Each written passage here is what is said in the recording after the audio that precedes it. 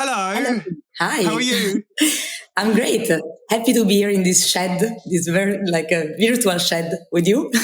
So for those who don't know who you are, I thought I'd just give you you to give us a little rundown of you and kind of how we got together, how we kind of got to where you are now, and just kind of a little brief overview of yourself. Yes. Okay. So I am a DJ that has been around for like 5 years. I actually started playing during my maternity. I was looking for a hobby to get some me time and to just, take away my mind from, nappies, milk and all of that. And actually, when I was looking for a hobby, this friend of my husband, whose name is Cristina Lazic, they're not relatives, she reached out to me and she told me, "Hey, Cristina, I know you love electronic music. I'm starting a DJ course. Why don't you come with me to do it? I think you would love it." And I finally found another DJ course because I was breastfeeding and that course was not close enough to my house. But then that's how it started. I basically started this DJ course, and long story short, I've always loved music and I've always loved electronic music. And I saw that that's something that I really, really liked.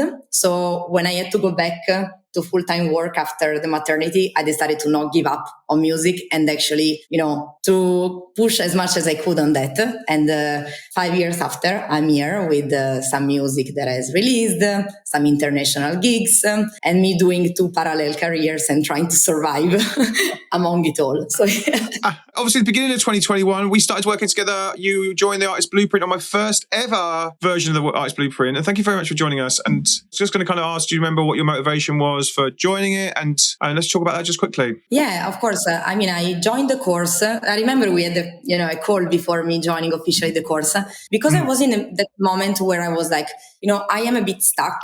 I think I'm doing things properly, but I don't see a proper growth. Bookings are not there. I don't know exactly what is my path, how to communicate what I do. Well, I do marketing, so I think that I have some basics of communication and marketing.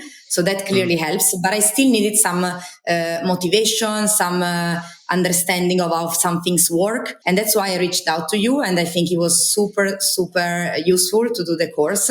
First of all, because I met a lot of interesting people, and I saw that I was not alone. The feelings that I have are the feelings that many people have.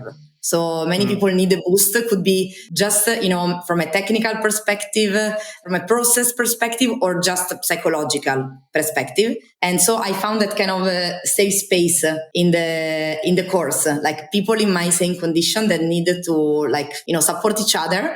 So that's something that I really enjoyed. But then, of course, I also learned a lot of things. You showed us, for example, how to post content on socials and how to build a kind of a matrix of different type of content based on themes, which I applied and it worked very well. You showed us how to submit demos to labels, and of course I followed. Yay! So very useful course from a practical perspective, but also psychological perspective. And I like how we all keep in touch and we all support each other. And I like to see, sometimes I post and I see some people from the group commenting and I do the same. It's nice. It's a nice little community, isn't it? It's really growing. It's a lovely little community that's got going now. And there are loads of them in the chat coming to speak to watch you today as well, which is lovely. Yeah. Thank you, course members. So that track came out, and then can we just sort of talk about kind of what you took, what kind of you pushed on from the course, and you kind of pushed on from the course that you used to push that, and kind of then took on how you then took a bit further on from that? Yes, well, for example, I remember you told us clearly Reels were not so much of a thing at the time as they are now. Yeah, but I kind of focusing a lot on Instagram, and I applied that rule that I learned from the course that you should focus mainly on one social and do it well. So I thought Instagram should be the one, because I have a good follower base and I can, I know this social quite well. So I focused on that for this release. And I remember that I made a video of me showing how the track was at, number X in the chart and how to help me to bring it up. And I made it kind of fun. And I got a lot of engagement. And then I posted a picture because at the time it was also useful to alternate video content and static content. So a picture of me just holding a kind of piece of paper with number 4 or number 5 because I was in I remember that. 5. Yeah. I remember that. Again, there were a lot of engagement. So all these ideas, they came thanks to the course, because you were telling us in what way you could make it more engaging. And you were also telling us, don't be afraid of the judgment of others. I'm always scared of posting things and people will think, why is she doing that? But actually people like it. So now I'm less scared of posting. One other thing you told us was, show yourself playing, and this way people will remember.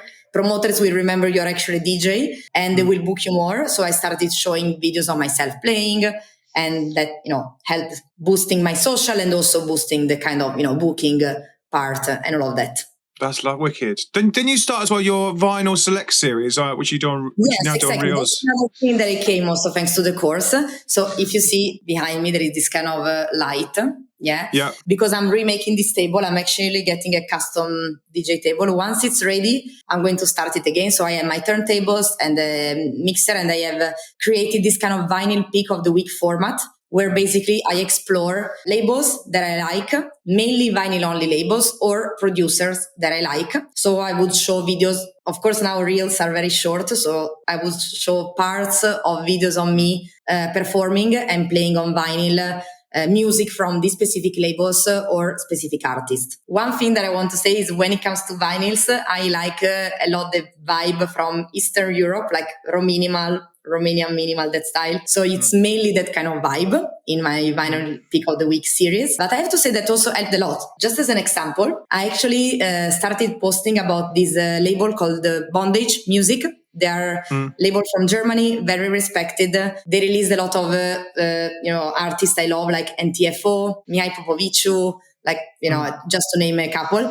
The owners are Pornbugs, 2 guys from Germany. And I had actually built this format of the vinyl pick of the week, tagged them in there, and they follow me. So I was like, oh, they follow me because I made the vinyl pick of the week on Bondage Music. And then I remember I went to Love Fest last year, this festival in Serbia, because I played there. And I saw that Apollonia had all the vinyl, bags, and in one of them there was a vinyl from Bondage. So I took a picture and I sent it to Bondage. And then this, created a good relationship among us. And then they told me, why don't you send us your demos? And then in a few months later, I released my EP with them also. So now I've released an EP on Bondage Music thanks to the vinyl pick of the week. If you That's think about so sick. That's so sick. Yeah. Oh my days, I love that. So literally, because you started that content series, then it started the networking, and then it started the kind of connection, then it started the record signed. Yes. I flipping love that. Yes. Amazing. Yeah. Content wins again. Amazing. Yeah, it's very important to, to communicate things and to, make, actually people like that I'm putting out my recommendations there. Going back to what we were saying about Spotify, with the vinyl pick of the week, I'm making people get to know labels that they would not know otherwise, or producers that maybe are a bit more niche. And, I think that, in that respect, I was able to build my very little follower base and the people that, associated me with finding new music. So I would get a lot of, direct messages of people asking me, do you recommend this label? Do you know them? Post about them. And that's how, I created some sort of network after building the content and after also released the music. That's epic. And it's only what you're doing on the dance. It's like, for me, it's always only what you're doing on the dance floor. When you're playing those records to a whole dance floor, it's only the same. Like you're going, this is the record I like. And and without sort of saying it's on the list label and it's this artist, but it's the same thing. It's like, this is the record I like, and this one, and you should listen to more of these. And it's the same with social media for me. I remember before you played Get Lost,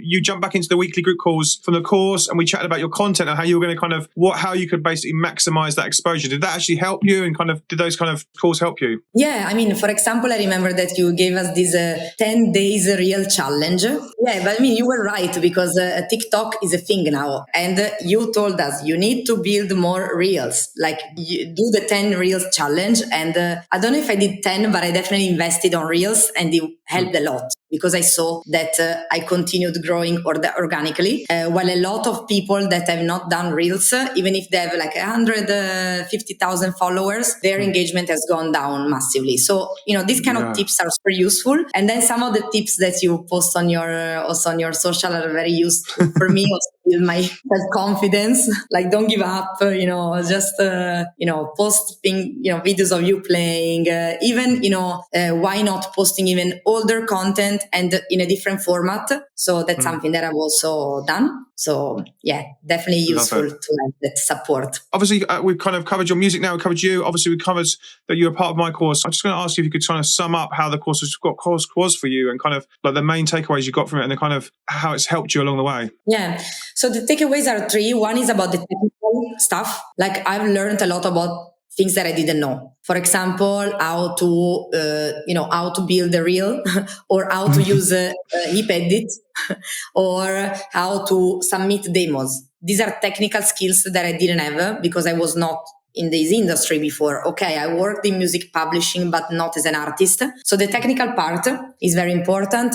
Then is the part of the community, that you get the support from other people. And that's very, important, the psychological aspect. And then it's that comes also with the psychological aspect, the confidence that you gain. Maybe the first time you post the video or the picture, you don't get much traction, but then you talk with the rest of the group and you see that you're all on the same boat, but then you do the second post and the third post, and eventually you get the traction. So yeah, that's another thing of believing in yourself and not giving up. So these are the 3 things: the technical part, the community aspect, and then the kind of motivation and the boosting of confidence. These are the 3 things I got from the course. Love it. Thank you so much. Love that.